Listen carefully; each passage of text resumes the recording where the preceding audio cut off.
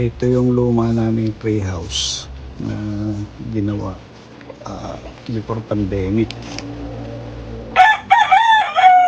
Kinain na siya ng anay.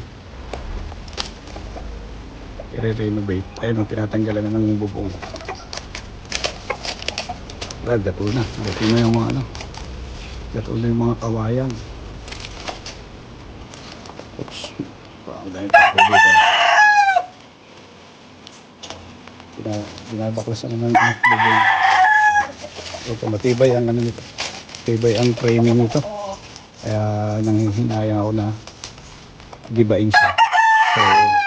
So dagadag. I-renovate.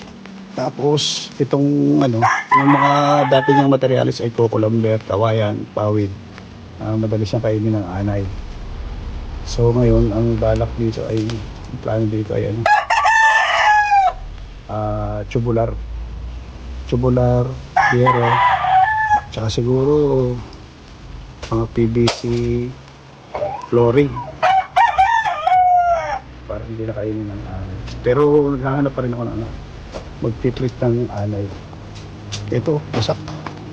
Ito yung mga hagdan, kawayan o yung hagdan. Dati yung bubong, pinalagyan ko ang bubong para hindi masyadong ng ulan. Ito siya. Tanggalan na ng bubong. Abakan natin ang ito ang framing sa ilalim.